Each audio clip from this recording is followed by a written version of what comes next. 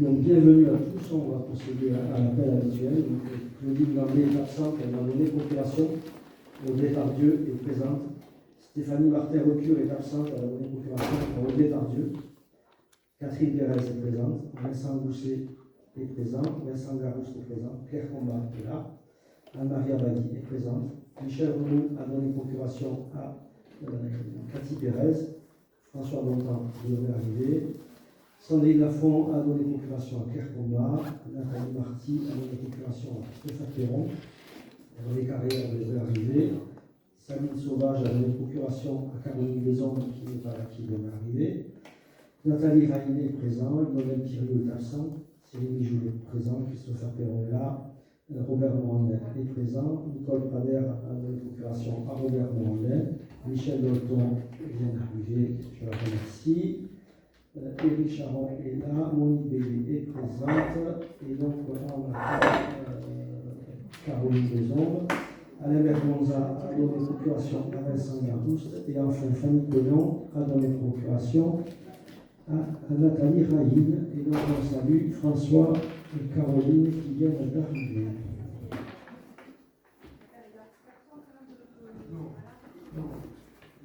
Voilà pour l'appel. Donc je vous propose de désigner ce soir comme secrétaire de séance Audrey Tardieu. Qui est contre, qui s'abstient. Merci. Donc Audrey, secrétaire de séance.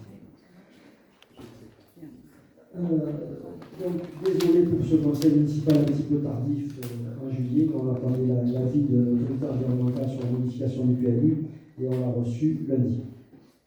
Donc le premier point, c'est l'approbation du PV du dernier conseil municipal, le 10 avril. Donc est-ce qu'il y a des remarques particulières sur la rédaction?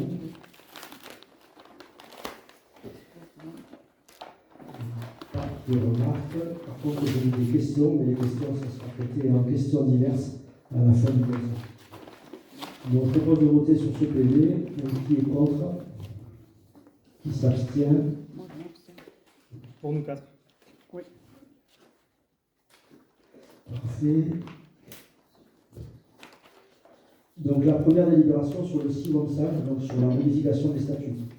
Donc par courrier du 15 mai 2024, reçu en mairie le 17 mai, le Sivonsage a notifié à la commune sa délibération du 22 avril 2024 portant la modification de ses statuts. Donc la modification consiste principalement à l'adhésion de la commune de Fonsorbe au syndicat pour la compétence création, extension et gestion des crématoriums, et extension de la compétence GEMAPI, qui avait été abandonnée à l'époque par le CIVOM, pour la récupérer dans le cadre des études. Et l'extension du périmètre d'intervention du syndicat pour Toulouse Métropole pour ces mêmes compétences. Et l'introduction d'une nouvelle carte relative à la maîtrise des eaux pluviales et de ruissellement dans la lutte contre l'érosion des sols. Et la modification du coût de la contribution des membres en rajoutant ces nouvelles compétences. Les compétences devaient continuer à évoluer avec l'intégration des communes qui dépendaient du siècle. S'il n'y a pas de questions sur ce point, je propose de voter. Qui est contre? Qui s'abstient? Unanimité. Merci. Vincent, donc pour le SDEC. La délibération numéro 2, donc c'est l'affaire 13 AT 198 qui concerne l'éclairage de la place François Turis, donc à Jussaré. Donc la commune a demandé au SDEC d'étudier la rénovation de l'éclairage de la place François Turis pour accompagner les travaux de voirie. Celui-ci vient d'adresser à la commune la proposition consécutive à la réalisation de l'APS, référence 13 AT 198. Le projet comprend le déroulage d'environ 100 mètres de conducteurs souterrains d'éclairage en tranchée gainée existante, la fourniture et la pose en espace vert à proximité de la place PMR de mâts aiguilles de 10 mètres de haut, équipés de 4 projecteurs LED de 40 watts. La fourniture et la pose pour le boulodrome de mâts aiguilles de 7 mètres de haut, équipés de 3 projecteurs LED de 40 watts. La fourniture et la pose le long du piétonnier de 2 bornes basses de 1,20 m de haut et d'une puissance de 21 watts. La fourniture et la pose en espace vert côté impasse de la prieuré d'une colonne LED de 3,60 m de haut et d'une puissance de 39 watts. Les ensembles seront au rang anthracite. Donc, comment va se passer le financement de cette opération? Le total, donc, estimé par le SDEC, c'est 26 183 €. La part prise en charge par le SDEC s'élève à 10 450 euros et la TVA récupérée par le SDEC 4 114 euros. La part restante à la charge de la commune s'élève à 11 619 euros. Il s'agit d'une estimation faite par le SDEC. Il est proposé au Conseil d'approuver l'APS 13AT 198 et de s'engager sur la participation de la commune qui sera couverte par voie d'emprunt en premier rang sur le prochain prêt du SDEC. Cette contribution est imputée au compte 6554 en section de fonctionnement du budget communal. Donc, est-ce qu'il y a des questions? Oui, alors, Claire Combat. Donc, je ne sais pas s'il faut en parler là, parce qu'on on a demandé en question écrite par rapport à la couleur des... On y répondra à la fin. On le verra à la fin? Absolument. D'accord, ok, merci. Donc s'il n'y a pas de questions, je propose de voter. La priorité. Donc, qui est contre? Il y avait une question, pardon, Christopher Perron, j'avais une question justement là-dessus. Est-ce qu'il y a une priorité entre le remplacement des lampadaires HS et ceux prévus dans cette opération? C'est complètement différent, c'est des opérations différentes. C'est du neuf. Donc, Le remplacement, c'est ce qui vient après plus tard. vous voulez dire dans les délibérations? Dans les délibérations. Donc, excusez-moi. Donc, du coup, là, on vote tout simplement sur le budget de cette opération-là. Oui. C'est ça. Ok. Ok. Merci. Donc on revote parce que je n'ai pas vu. Qui est contre? Qui s'abstient? Unanimité, merci. La délibération numéro 3, donc c'est pareil pour la place François Turis, c'est la mise en place de coffrets électriques, donc les coffrets forêts, afin que l'on puisse faire des manifestations sur la place, donc par notamment le comité des fêtes ou bien par la municipalité. Donc la commune a demandé au SDEC d'étudier la fourniture et la pose de 2 coffrets de prise, place François Turis, pour accompagner les travaux d'aménagement. Celui-ci vient d'adresser à la commune la proposition consécutive à la réalisation des APS référence 6 BU 924 et 925. Donc, le projet comprend la création d'un branchement aéro-souterrain triphasé de 10 mètres de long, avec la fourniture et pose de coffret de branchement, la fourniture et pose d'un premier coffret prise en espace vert à gauche de l'entrée du parking, et la fourniture et pose d'un second coffret à côté du local communal. Chaque coffret comprendra 3 prises triphasées de 16 ampères et prises triphasées 32 ampères. L'intégralité des câbles seront déroulés dans les fourreaux mis en place par le Martin Agno. Le financement pour le dossier 6BU 924. Le total s'élève à 1 760 euros, la part reste à charge de la commune 796 euros et la part du SDEC 7 964 euros. Pour la deuxième affaire 6BU 925, le total s'élève à 4 632 euros et la part restant à la charge de la commune est de 2 055 euros. La part du SDEC 1 849 euros et la TVA récupérée par le SDEC 728 euros. Donc il est proposé au Conseil d'approuver les 2 APS, référence 6BU 924-925, et de s'engager sur les participations de la commune qui seront couvertes par voie d'emprunt en premier rang sur le prochain prêt du SDEC. Comme tout à l'heure, donc, les imputations se feront sur le compte 65-54 en section de fonctionnement du budget communal. Question? Pas de question? Toujours pas de voter, donc qui est contre? Qui s'abstient? Unanimité, merci. Point suivant, 4. Donc le 4, l'affaire LED de plus routier, donc c'est des marques qui sont assez hauts sur les voies communales. Donc la commune a demandé au SDEG d'étudier la rénovation donc, de 316 points lumineux pouvant être remplacés par un modèle standard d'éclairage public routier générant une économie d'énergie évaluée à 73%. Le programme vise à diminuer les dépenses liées à la fourniture d'électricité de ces points lumineux de moins 10%. Ainsi, les coûts résultant de cette opération seraient les suivants. Donc, le coût avant rénovation s'élève à la commune, donc ce que l'on va régler en 2014 par exemple, l'année dernière, à 12 998 euros. Donc ça, c'est le total des factures d'électricité que règle la commune.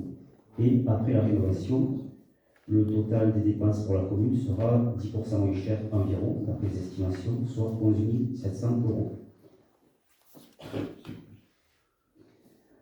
Sur ces 11 698 euros, il y aura donc une baisse significative des factures d'électricité, soit 3 528 euros. Et il faut prendre en compte, bien évidemment, les contributions annuelles aux travaux sur 12 années, soit 8 170 euros par an. Malgré cet investissement, donc, la commune va effectuer des économies d'environ 10% au total. Il est proposé donc au Conseil d'approuver le projet de rénovation de ces 316 points lumineux routiers et de prendre en compte les 12 annuités afférentes à ce projet sur les 12 prochains exercices budgétaires de la commune. Cette contribution est toujours imputée sur le 65-54 en section de fonctionnement du budget communal. Si vous êtes d'accord, on va faire les points 3 et 4 en même temps, parce que c'est la même chose, et après on répondra comme ça aux questions. 4 et 5 plutôt, monsieur le maire. 4 et 5, non? Vous avez dit 3 et 4. 4 et 5. 4 et 5. Donc on vote en même temps. Nous avions une question. Justement. Christophe. Alors, concernant la délibération numéro 5, c'est affaire d'aide plus résidentielle. Donc, c'est des mâts qui sont dans les lotissements. La commune a demandé au SDEC d'étudier la rénovation de 285 points lumineux pouvant être remplacés par un modèle standard d'éclairage public résidentiel générant une économie d'énergie évaluée à 80%. Donc, comme tout à l'heure, on vise au minimum 10% de baisse de facture pour la commune, de dépenses pour la commune. Donc, avant rénovation, on est un total des dépenses pour la commune de 9 004 €, qui correspond aux factures d'électricité. Et après la rénovation, donc la commune aura une baisse de 10% de ses dépenses, soit 8 104 € par an. Répartis de la manière suivante: 1816 € de dépenses en électricité, donc une baisse significative de la consommation d'électricité, et 6 288 € qui correspond aux 12 contributions annuelles aux travaux. Donc, une affectation sur les 12 prochains exercices. Donc, il est proposé au Conseil d'approuver le projet de rénovation des 285 points lumineux résidentiels et de prendre en compte les 12 contributions annuelles afférentes à ce projet sur les 12 prochains exercices budgétaires de la commune. Toujours imputé sur le 65-54, section de fonctionnement budget communal. Donc, du coup, il y avait quelques questions sur les délibérations 4 et 5. Avant de répondre aux questions, moi je voulais quand même préciser que quand nous avons été élus, donc, en 2020, un diagnostic avait été fait au niveau du SDEG et aucune rénovation n'avait été faite. Donc le SDEG avait noté qu'on avait un éclairage public vétuste ou dans un état très moyen, donc on avait 1213 points lumineux. Quand on aura fait ces deux programmes par rapport au programme que nous avons déjà fait, il ne restera plus que 200 points lumineux à rénover. Et je pense qu'on les fera l'année prochaine, donc on va rénover entièrement le parc de la commune. Vincent Garouste, ce qu'il faut voir, c'est que globalement, c'est que la dépense pour la commune va être moins élevée, donc on va avoir une dépense de 10% inférieure aux années passées, malgré l'investissement qui a été réalisé. Voilà. Donc, concernant les délibérations 4 et 5, les questions, pourriez-vous préciser si les économies mentionnées de 73 et 80% sont calculées sur la baisse unique de puissance des ampoules ou si ce calcul prend d'autres paramètres? Donc, le calcul des économies énergétiques de l'opération se fait de la manière suivante, grâce aux données de notre parc lumineux sur le système de cartographie du SDEG. Il calcule l'énergie consommée sur une année de nos lanternes actuelles. Le calcul de l'énergie consommée par le futur matériel LED se fait ensuite. Et concernant les puissances initiales des ampoules que nous souhaitons remplacer dans ces deux opérations, routières et résidentielles, alors les puissances varient selon la zone considérée. Et globalement, pour le routier, on est entre 100 et 150 watts, et pour le résidentiel, entre 70 et 100 watts. Pour le calcul d'économie financière, il prend également en compte l'abaissement de la puissance des abonnements compteurs. Et la liste de ces compteurs à abaisser nous sera fournie à la fin de l'opération. Quelle est la différence technique entre l'aide routier et l'aide résidentielle? La distinction entre routier et résidentiel est liée à la hauteur de mât, plus ou moins 5 mètres, et à la zone éclairée, en fait, route ou quartier. L'éclairage routier est plus puissant, donc c'est des modèles LED de 36 watts, qu'en résidentiel, puisque c'est des modèles LED de 20 ou 24 watts. Et dans le résidentiel, il y a des lanternes classiques, modèle LED de 20 watts, et des lanternes de style, donc modèle LED de 24 watts. Les lanternes de style sont rénovées avec un modèle LED de lanterne de style proche de l'original. Et dans les quartiers, dans quels quartiers sont situés ces points lumineux impactés? Alors, les deux opérations vont toucher en fait tout le territoire communal. Donc, c'est pour ça que ça n'a pas été décrit plus précisément, mais c'est l'ensemble du territoire communal. Donc, les 21 points de livraison pour l'affaire 6 AT 369, il y a 31 points de livraison pour la 6AT 368. Donc ça touche vraiment toute la commune. Voilà, donc comme je le disais, on aura terminé avant 2026 l'ensemble de la rénovation des points lumineux en passant à LED. Donc on aura beaucoup moins de pannes et aujourd'hui on a beaucoup moins de signalements de difficultés que ça ne pouvait être par le passé. Donc on a répondu aux questions. D'autres questions encore? Non, Christopher Perron, non, c'était pour répondre justement par rapport à cet objet-là et préciser l'objet de la question. L'objet de la puissance, c'était justement par rapport à ce rapport de 2020 que nous avions connaissance, justement pour savoir où nous en étions par rapport au phasage et quelle était la cible en termes de puissance. Donc merci, vous avez répondu. Une question qui n'est pas très claire sur ce point-là, c'est au niveau des quartiers où les LED les points lumineux sont changés, est-ce que ça va intégrer des candélabres vétustes qui ont déjà les pannes signalées au niveau des citoyens? On les a déjà changés, la plupart. Puisqu'ils sont tous, on a enlevé toutes les boules, donc on n'a plus rien qui éclaire le ciel. Donc après, il en reste très peu. C'était pas ma question, monsieur le maire, c'était par rapport au fait que dans les candélabres ciblés, sont-ils tous fonctionnels à l'heure actuelle? Pas forcément, parce qu'en fait, il y a des équipements qui sont plus anciens, dans lesquels il faut changer le mât, etc. Donc c'est ce qui fait l'objet des 200 qui restent. Ok. Merci. Moi, je propose de voter, donc qui est contre, qui s'abstient.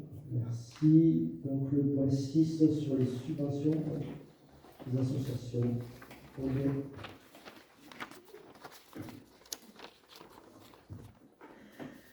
Donc, concernant les subventions courantes aux associations 2024, habituellement les subventions courantes aux associations sont votées dans le cadre du vote du budget primitif de l'année. Donc cette année, les subventions pour les associations du secteur scolaire n'ont pas été intégrées à la délibération. Il y a donc lieu de prendre une délibération spécifique. Donc il vous est proposé d'approuver les subventions courantes 2024 comme suit. Donc pour l'OCCE primaire, c'est la coopérative scolaire école élémentaire, pour un montant de 2160 €. APEPJV, qui est l'association des parents d'élèves juste à Rivillac, 150 €. L'OCCE maternelle, 500 €. L'UNSS collège, 810 €. Et l'UNSS lycée, 540 €. Voilà, s'il n'y a pas de questions, je propose de voter. Qui est contre? S'abstient. Merci. Point suivant. Concernant le point numéro 7, ça concerne la convention NEF, qui a été renommée CNR par le rectorat. Donc les groupes scolaires Jean Jaurès ont participé l'an dernier à la concertation nationale de la refondation de l'école et des 2 écoles maternelles élémentaires et ont déposé des projets pédagogiques dans le cadre du programme Notre école faisons-la ensemble, donc le cycle 9. À l'issue d'une commission d'examen, le Fonds d'initiative pédagogique, FIP, a attribué des crédits d'investissement pour le projet de la maternelle d'un montant de 10 000 €, dont l'objet principal sera d'achever l'équipement de l'école en tableau blanc interactif. Le groupe scolaire n'étant pas une personne morale, il ne peut pas porter les fonds directement et a sollicité la commune pour cela. La commune portera les dépenses en application du projet de l'école maternelle et encaissera la subvention pour le compte de l'école. Le projet sera équilibré sans participation communale. Donc, il sera proposé au conseil municipal d'Ampové d'autoriser le maire à signer le projet de convention avec l'État relatif au portage de cette enveloppe d'investissement, sachant que les crédits suffisants sont ouverts au budget de la commune en dépenses et en recettes. Alors, il faut noter que c'est une subvention partielle, puisqu'ils attendaient beaucoup plus d'argent de l'éducation nationale. L'éducation nationale a tronçonné, donc ils devaient avoir 40 000 et ils n'ont que 10 000. Donc, il va falloir qu'ils attendent un petit peu pour la suite des équipements qu'ils avaient prévus. Mais en tout cas, on aura toutes les classes qui seront équipées de tableaux blancs interactifs, puisque la commune l'an dernier en avait payé 2 dans les écoles maternelles. Donc, s'il n'y a pas d'autres questions, je propose de voter. Qui est contre? S'abstient. Merci. Nathalie, la convention avec Dylan.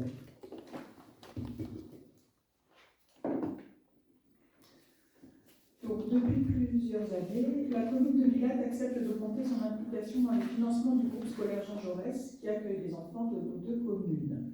Ainsi, par 2 conventions signées en 2022, elle a accepté de prendre une part plus significative des dépenses courantes du groupe scolaire et d'autre part a décidé de s'investir dans le projet de construction du centre de loisirs.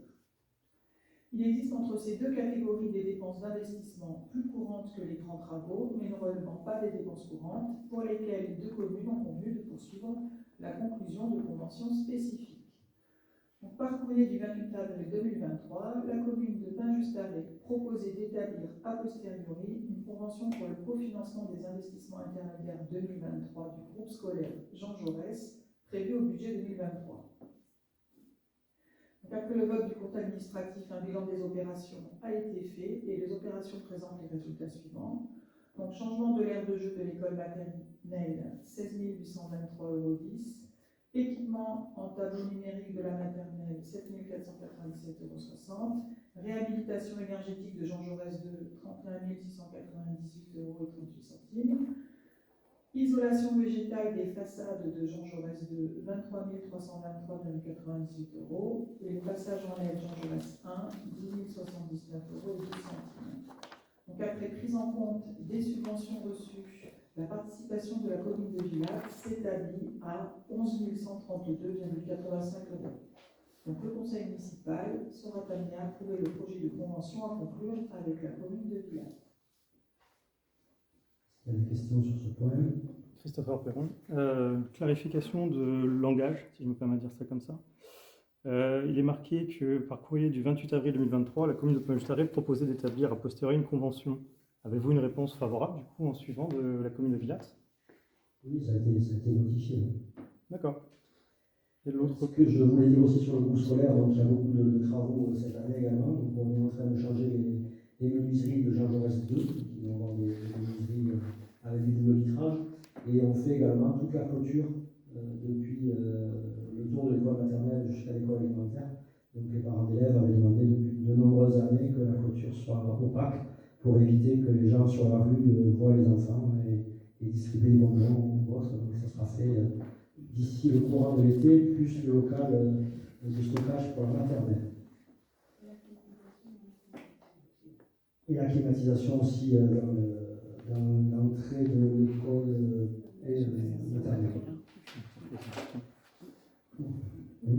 Christopher Perron, pour clarifier cette nouvelle convention, est-ce que ça veut dire que maintenant Villats sera un peu impliquée dans le choix des travaux, ou elle sera justement impliquée dans le choix du type de travaux à réaliser, ou elle ne sera mise à contribution qu'au pourcentage de ce qu'elle reverse à Bain-Just-Arrêt?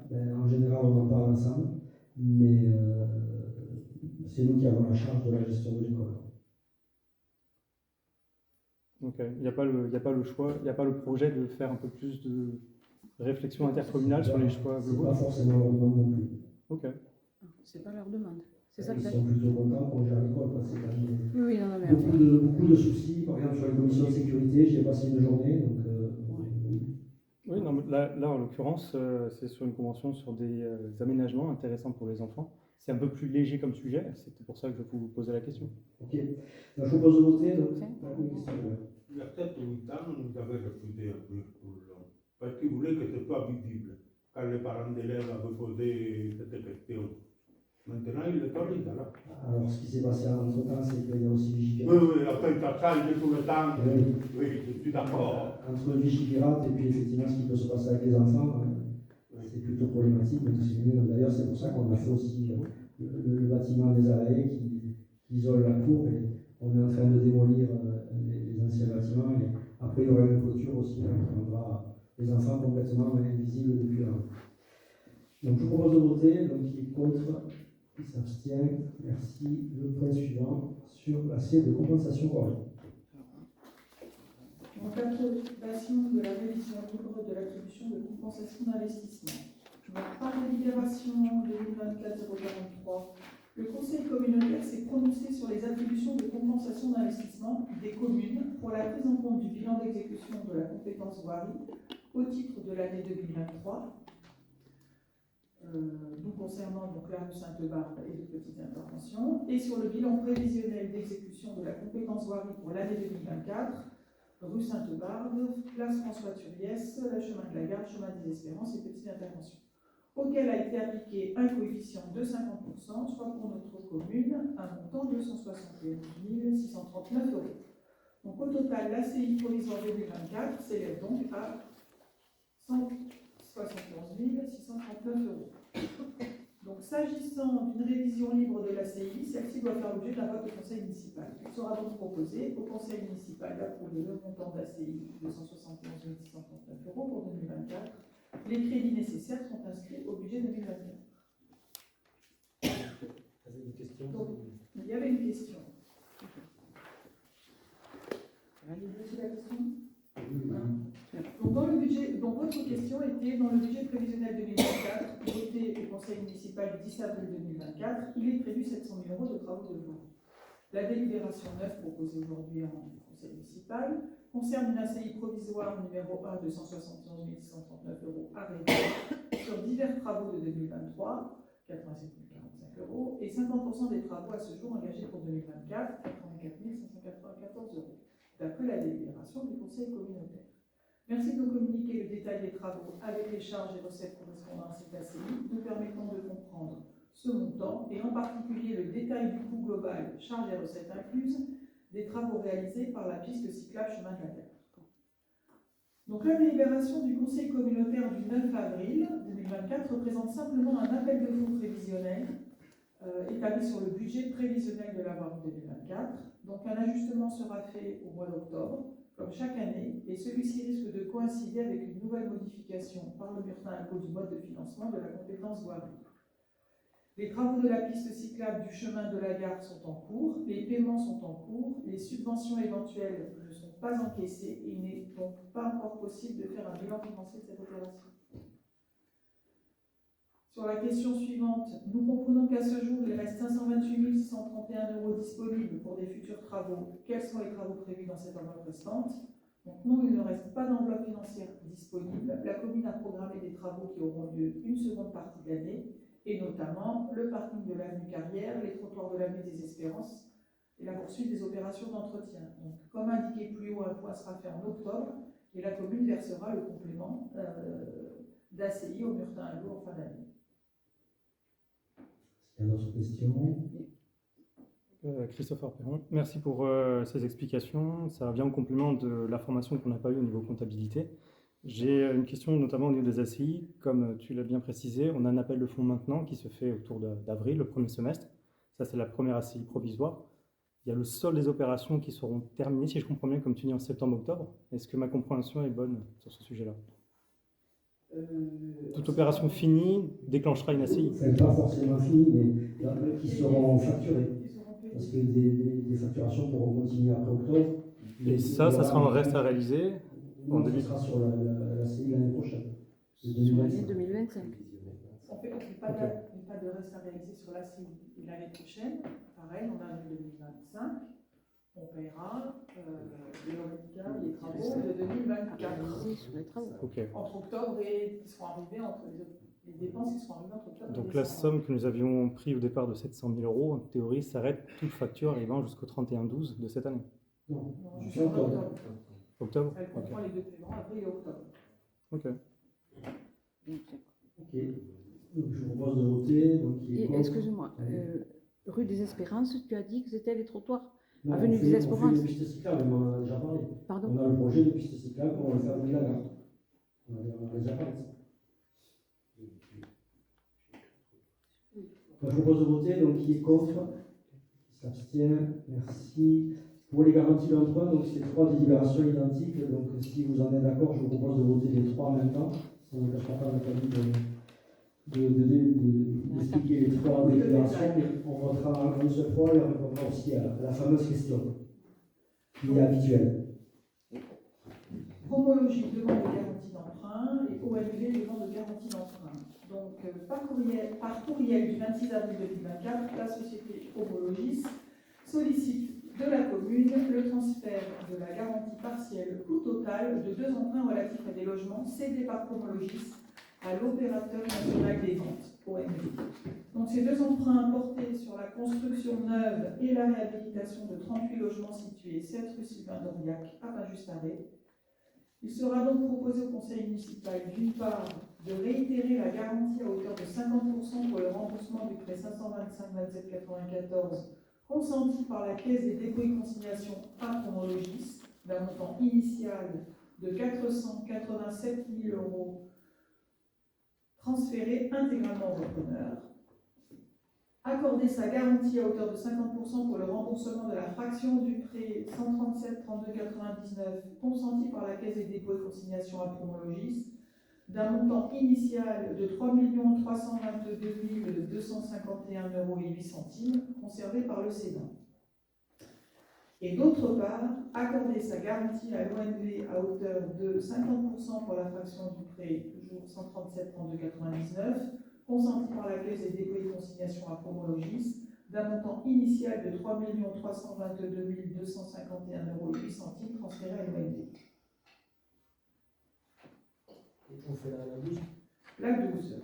Promologis toujours, demande de garantie d'emprunt. Donc, par courrier du 29 mai 2024, la société Promologis sollicite de la commune la garantie à hauteur de 50% de 4 emprunts destinés à financer l'acquisition de 14 logements en VFA, donc 10 PLUS et 4 PLAI, dans l'opération située 2 chemin de la gare à Pain-Juste-Arrêt. Promologis a sollicité le Murtin Aglo pour garantir les 50% restants. Donc les prêts à garantir sont un prêt plus travaux 40 ans d'un montant de 940 909 €, un deuxième prêt plus foncier 80 ans d'un montant de 507 355 €, un prêt PLAI travaux 40 ans d'un montant de 318 946 € et un quatrième prêt PLAI foncier 80 ans d'un montant de 189 486 €. Donc il sera proposé au conseil municipal d'accorder la garantie de la commune à hauteur de 50%. Je continue. 13. Toulouse Métropole Habitat, par courrier du 27 mai 2024, la société Toulouse Métropole Habitat sollicite de la commune la garantie à hauteur de 50% d'un emprunt d'un montant total de 755 163 €, constitué de 5 lignes de prêt destinées à financer l'acquisition de 9 logements en VFA, 6 PLUS et 3 PLAI, dans l'opération située 17 rue de la Poste à Pain-Juste-Arrêt.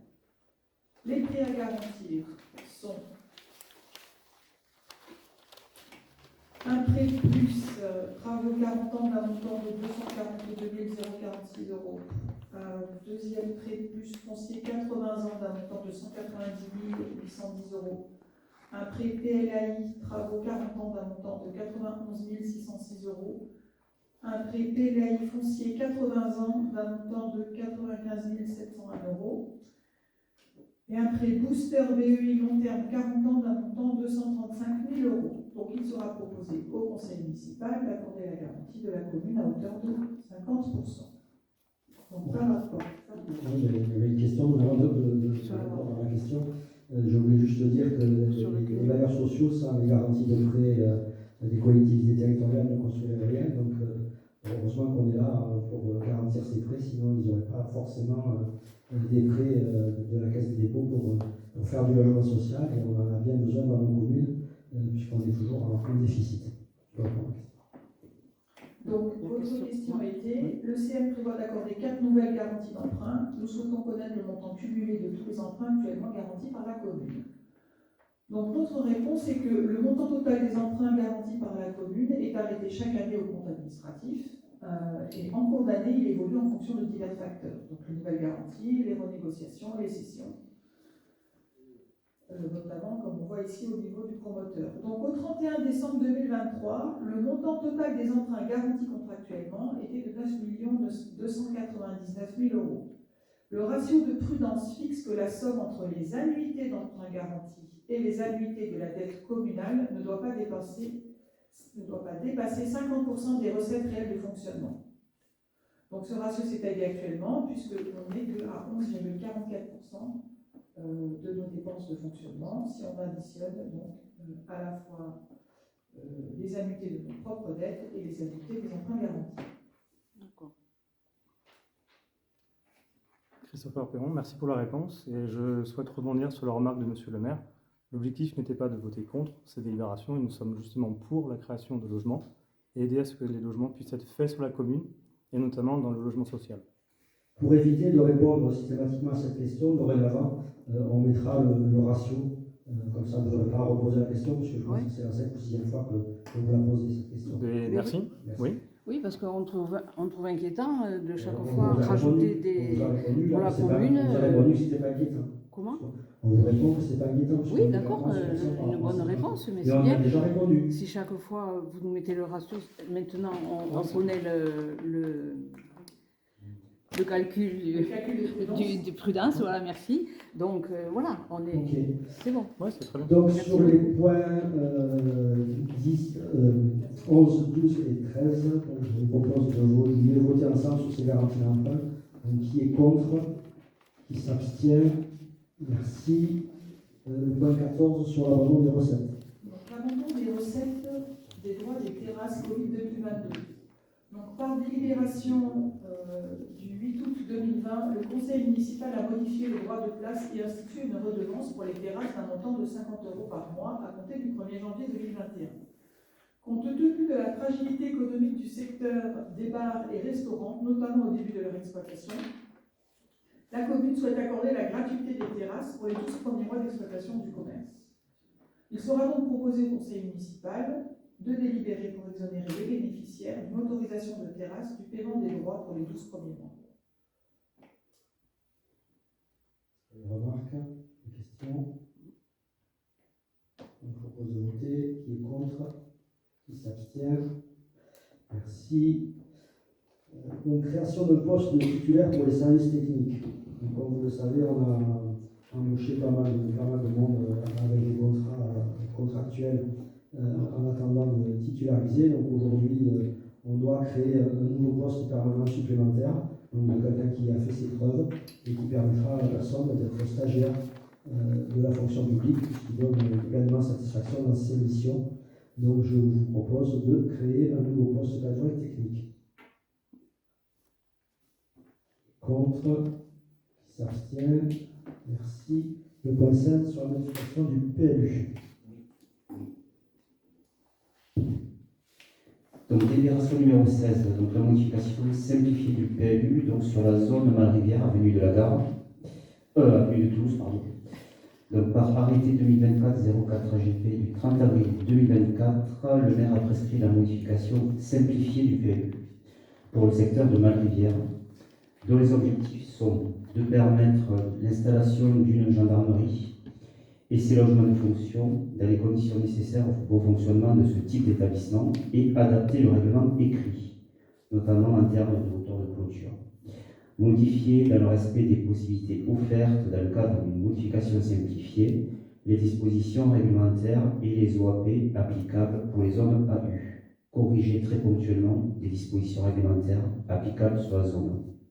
Supprimer la dérogation à l'article R151-21 prévu à l'article 6 des dispositions générales du PLU. Comme prévu dans l'article 5 du dit arrêté, il revient au conseil municipal de déterminer les modifications de mise à disposition du public du projet de modification simplifiée. Il est donc proposé au conseil d'adopter les modalités suivantes pour la mise à disposition du projet au public de modification simplifiée et des avis éventuels des personnes publiques associées. De la manière suivante. Donc. Alors, la mise à disposition du public aura lieu du lundi 19 août au vendredi 20 septembre 2024.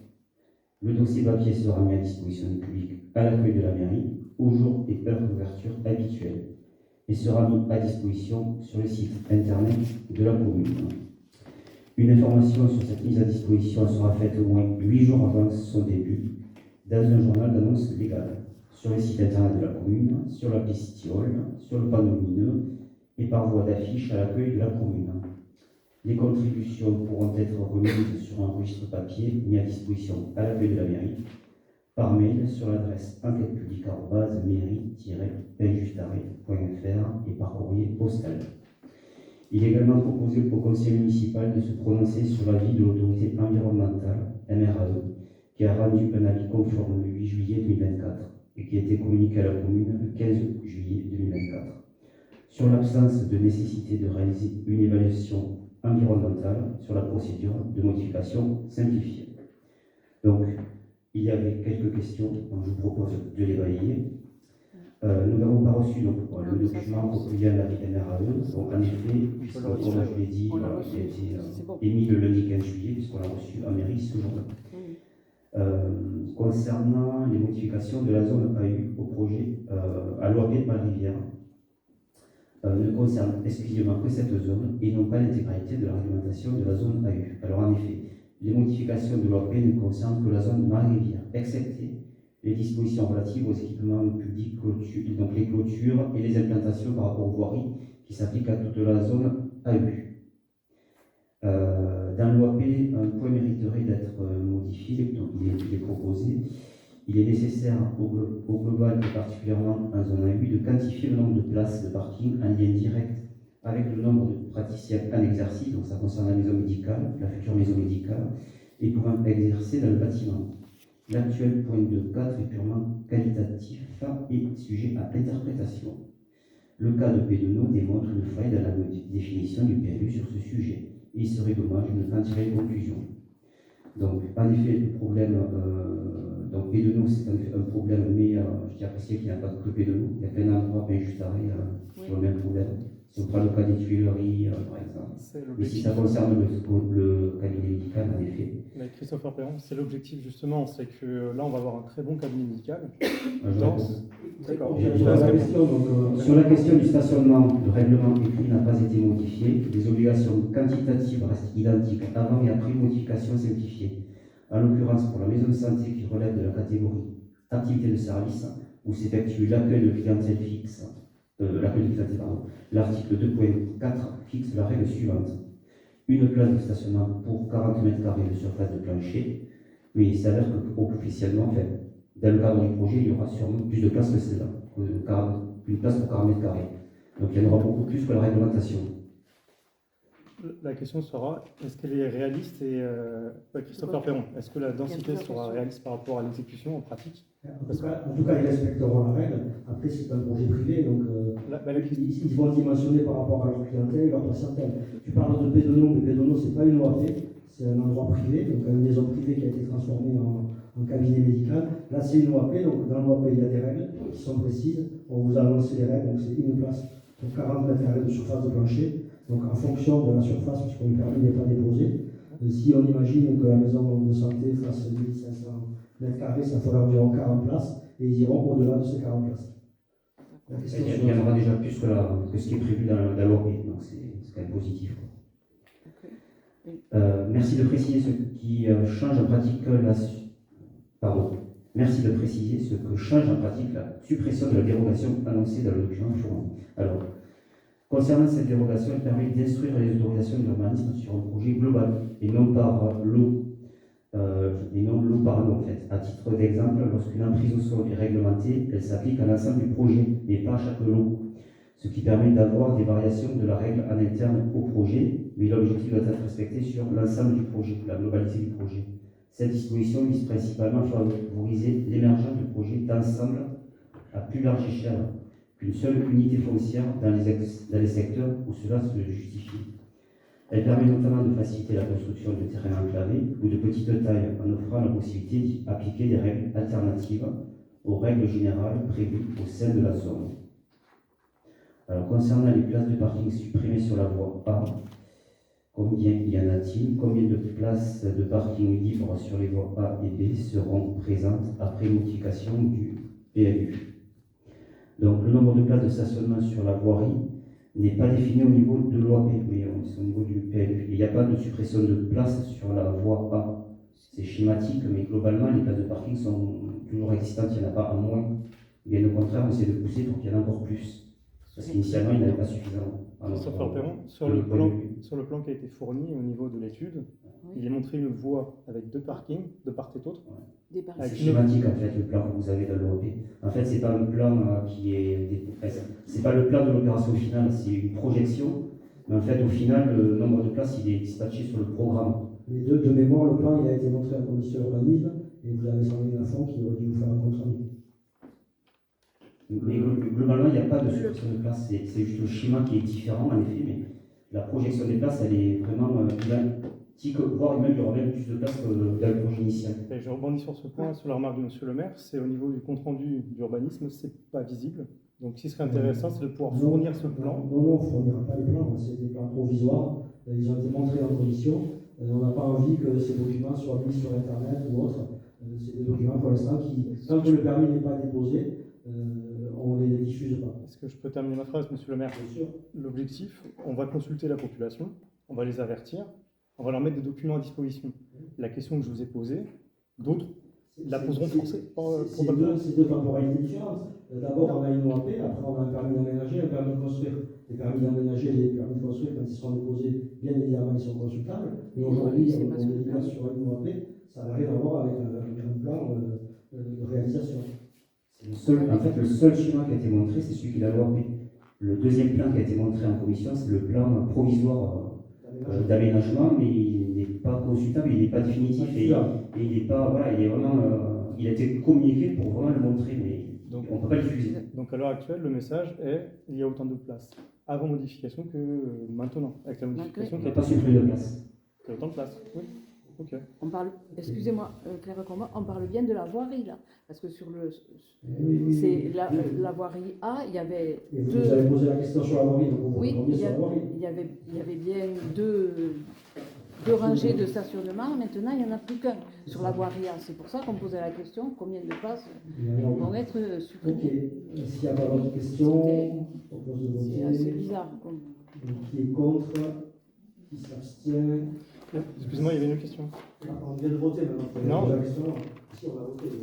On n'a pas voté. Personne, si, j'ai dit, on commence à voter. Qui est contre? Qui s'abstient? Personne ne s'est abstenu. Il a voté contre. Donc on a voté. Donc la question, elle est pas votable ou pas?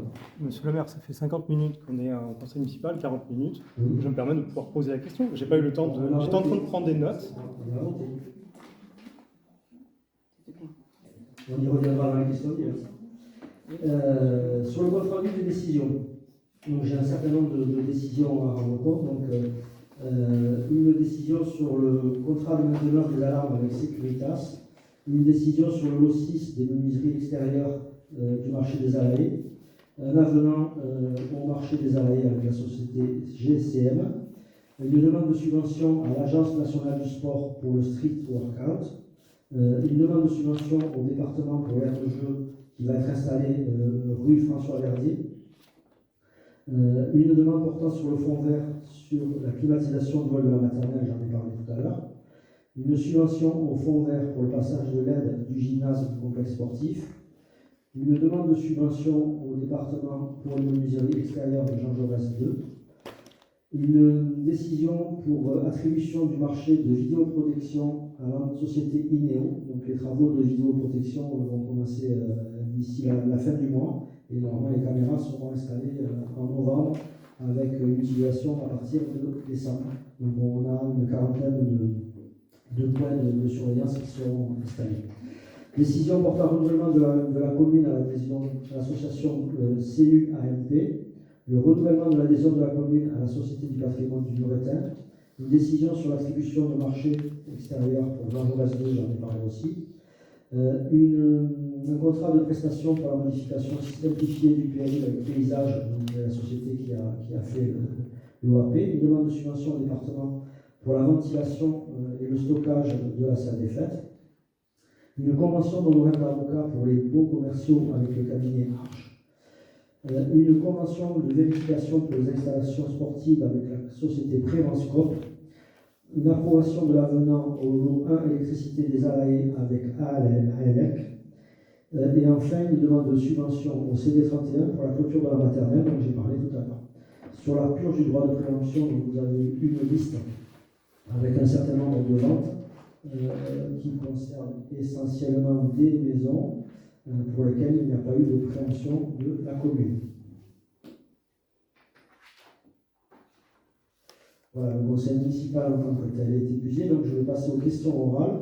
Donc je vais commencer par les questions sur le PV, puisqu'en fait sur le PV ce n'était pas des remarques mais des questions. Donc il y avait notamment une question sur le compte des associations.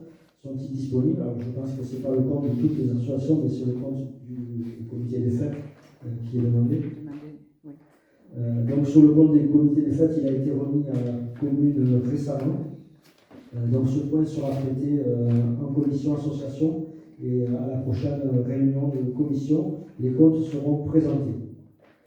Donc ensuite, il y avait une question sur la régie, quasi-régie, de quoi parle-t-on? Donc je tiens à dire qu'on a déjà répondu par mail à Christopher Perron pour lui dire qu'aujourd'hui on attendait des documents de la part du SDEG, puisqu'effectivement on ne sait pas si on est obligé de faire une régie ou pas. Il y a des communes qui ne le font pas, ça dépend de la puissance qui sera produite, et ça dépendra aussi de l'État, puisque l'État doit prendre des décrets d'application qui normalement dispenseraient les communes de faire des régies. Donc pour nous, il est urgent d'attendre, parce que même si c'est simple, ça compliquera quand même la gestion. Et de toute façon, on n'a pas d'urgence sur ce dossier, puisqu'on a fait une demande de changement de compteur pour pouvoir produire de l'électricité. On doit passer en tarif jaune, et le tarif jaune sera mis en place par Enedis d'ici la fin de l'année, donc plutôt en décembre. Donc on refera un point quand on aura les éléments du SDEG et qu'on aura les éléments d'Enedis. En tout cas, pour l'instant, les travaux de panneaux solaires ils ne sont pas possibles parce que ça serait ridicule d'avoir des panneaux sur le toit et de ne pas pouvoir produire alors qu'on n'a pas le compteur. Christopher Perron, pour clarifier le point, la question portait sur le fait, s'agit-il à l'heure actuelle, dans ce qu'on a discuté, d'une régie ou d'une quasi-régie? J'ai répondu. Pour l'instant, on est ni dans l'un ni dans l'autre, puisqu'il est possible qu'on n'en ait pas besoin. Pardon, la quasi-régie, si je ne me trompe pas, je ne sais pas au niveau comptable là-dessus, si on peut le préciser au niveau Mais DGS. c'est pas la même chose. La quasi-régie fait intervenir un intervenant privé, de mémoire. Non, pas du tout. Si c'était la quasi-régie, en fait, c'est ce qu'on appelle la compétence in-house, c'est-à-dire que c'est la compétence qui est gérée par la même personnalité publique. Donc, en quel cas, on est proche de ce qu'est la commune. Par exemple, dans la compétence in-house, on va avoir le SAGE qui a délégué une partie de ses compétences à la SPL, la Société des eaux privées des eaux du SAGE, et qui a cette compétence. Je ne veux pas rentrer dans les détails juridiques qui n'intéressent pas grand monde. Aujourd'hui, ce qu'il faut dire, c'est qu'on attend. Monsieur le maire, juste pour terminer, la délibération qui a été votée la dernière fois parle d'une régie. Donc actuellement, Oui, nous ne savons pas. C'est une régie, mais pour l'instant, on n'en a peut-être pas besoin. Donc on attend. Voilà, j'ai répondu. Ok. Ensuite, on avait dans les questions orales une question sur la couleur des ampoules pour les éclairages extérieurs. Pour respecter la faune, la flore et les humains, les experts conseillent l'installation d'ampoules émettant une lumière jaune de température inférieure à 3000 Kelvin sur les éclairages Monsieur le maire, extérieurs. je me permets d'intervenir. Prière de changer de ton, parce que là, vous êtes dans. Allez-y, On peut le lire, il n'y a pas de problème. La question, Mais merci de ne pas décrier le contenu avec une tonalité qui ne serait inappropriée. je lis comme j'ai envie. Lis la question si tu veux. Je vous le fais, mais c'est pas. Je peux la lire. Tu veux lire Claire ou je lis? N'importe, je peux lire. Je t'invite Claire à lire. Donc, pour respecter la faune, la flore et les humains, les experts conseillent l'installation d'ampoules émettant une lumière jaune et de température inférieure à 3000 Kelvin. Sur les éclairages extérieurs, les ampoules de type LED ambré peuvent convenir à ce spectre de couleur de lumière. Nous demandons à ce que cette recommandation soit appliquée sur tous les nouveaux aménagements de la commune, notamment ceux à l'ordre du jour du présent CM. Et est-ce que je peux me permettre de rajouter, est-ce que ça a été fait sur les remplacements antérieurs? Alors, je vais vous répondre. Donc, déjà, avant de poser la question, vous auriez pu vous renseigner. Le matériel LED déployé par le SDEC possède une température de couleur de 2700 Kelvin depuis toujours. Et comme vous l'indiquez d'un point technique, cela permet de limiter les impacts et la proportion de lumière bleue dans les spectres de lumière artificielle afin de préserver la biodiversité. Donc, l'ensemble des prescriptions générales du SDEC sont sur leur site internet. On vous communiquera le lien et vous pourrez aller voir que depuis toujours, c'est 2700 Kelvin qui sont proposés. Je voudrais préciser avant que c'est très bien de s'occuper de l'environnement, mais il aurait été judicieux que certaines rues appliquent l'extinction nocturne en 2021 et que la reprogrammation récente qui a été faite par la commune ne soit pas reprogrammée par une marche forcée. Aussi, nous allons devoir sécuriser le compteur. Je rebondis sur le premier point que vous avez abordé, puis le dernier là, que vous venez de présenter. Sur le premier point, nous avons posé la question lors d'un précédent conseil municipal dans lequel cette question a déjà été posée. Oui. Vous ne nous avez pas répondu. C'est pour cela que la question a été posée. Reposé. Donc, nous vous invitons, lorsque vous avez la possibilité de partager ce type d'information, de le faire avec nous. Nous n'avons pas forcément le réflexe d'aller sur le site du SDEC. Donc là, on vous a répondu à la question. Oui. Oui, maintenant. Non, maintenant, oui. Pas il y a 6 mois. Et pour rebondir sur le dernier point, je pense qu'il est hors sujet. Non, il n'est pas hors sujet. Ce point n'est pas hors sujet parce que c'est pas normal. C'est pas normal. Ce point est hors sujet et vise une thématique qu'à mon avis l'ensemble des conseillers ici ne comprend pas. Donc soit vous clarifiez, Tout le monde comprend. Non. Non, moi, Non. j'ai Soit pas vous compris clarifiez, de quoi soit vous retirez le propos. de quoi Je tu ne parles. pas mes propos. Bah, clarifiez alors, s'il vous plaît. Je peux clarifier. Clarifiez, allez-y. Oui. Oui, je clarifie. Pour que l'ensemble des Parce que personnes j'ai puissent comprendre. Donc c'est sur le clos Épicure où depuis quelque temps on a modifié l'éclairage puisque au départ on nous avait dit que c'était une impasse privée, mais il s'avère que c'est la commune qui paye l'éclairage pour cette rue et il n'était pas normal que la rue soit allumée toute la nuit alors que les zones autour sont éteintes. Avec un courrier que nous a fait le président de la SL du clos Épicure pour différents sujets et notamment nous rappeler que certains terrains étaient privés, notamment en vue des travaux qui ont été réalisés. Donc travaux à pied de l'eau qui satisfont l'ensemble de la population. Et aujourd'hui, je n'ai eu aucun retour négatif sur ces travaux, y compris sur la sortie de l'impasse avec un miroir. Et aujourd'hui, alors que la commune a reprogrammé avec un code pour éviter qu'on reprogramme les heures d'électricité, il y a quelqu'un qui s'amuse à contourner cette programmation en remettant en marche forcée l'éclairage qui reste allumé dans cette impasse. Donc je trouve que ce n'est pas normal et nous allons devoir sécuriser ce compteur. Voilà, c'est précisé. Je rebondis dessus et je précise certains paramètres. Je suis président de cette ASL, donc il y a deux sujets différents. Le point que vous faites remarquer, monsieur le maire, c'est sur un sujet qui date de très longtemps. Le lotissement a été bâti à l'époque avec une électricité qui a toujours été allumée et pour lequel les riverains ne sont jamais occupés. À l'époque, quand vous avez parlé de 2020 de faire l'extinction nocturne, la communication qui a été dite, c'était super, la situation va se régler aussi chez nous. La nuit, ça sera éteint. On a tous d'autres sujets à régler, ça n'a jamais été notre sujet de préoccupation. En tout cas, maintenant, c'est éteint. J'entends ce que ça reste éteint parce que je souhaite rebondir sur... Non, c'est pas juste par rapport aux autres habitants. Monsieur le maire, vous faites une accusation qui est quand même assez forte. Vous dites qu'une personne a modifié l'éclairage. J'ai dit quelqu'un. Moi, là, quelqu'un le fait. Moi, je peux dire, j'habite dans cette zone-là, c'est éteint systématiquement, donc je ne sais pas d'où vous tenez cette information, comment vous pouvez la valider et comment vous pouvez l'affirmer haut et fort. Alors, on a souvent des services techniques qui passent à la commune justement pour vérifier les points lumineux, et notamment pendant les heures d'extinction pour voir ce qui est éteint et ce qui est allumé. Donc aujourd'hui, ils passent la nuit pour voir, et effectivement, à plusieurs reprises, ils ont vu que la rue était allumée. Moi, je peux vous confirmer qu'habitant la zone, c'était systématiquement éteint. Il y a peut-être un petit décalage horaire potentiel, ça je ne sais pas comment c'est réglé dessus, mais depuis votre intervention, suite au courrier que vous avez fait au lotissement, suite au fait qu'on vous ait rappelé que sur des terrains privés, il faudrait peut-être demander un petit peu à la population qui habite à côté quoi faire, parce que là, je vous prends information, des travaux ont été mandatés par votre biais, dans lequel beaucoup d'engins se sont répartis partout. C'est à vous de contrôler ça. Ce n'est pas. Ah non, si c'est un terrain privé, c'est à vous à dire que c'est privé. Mettez un panneau. C'est à vous de donner le périmètre de l'opération. On ne donne pas d'autorisation de stationner sur cet endroit. Vous devez définir le périmètre d'opération et préciser aux gens. L'opération est précisée en termes de travaux. La zone de parking, si vous voulez la sécuriser, vous avez su le faire sur votre place de parking. Vous avez marqué propriété privée, ne pas stationner. Donc vous avez qu'à faire pareil. On ne va pas rester sur cette zone-là.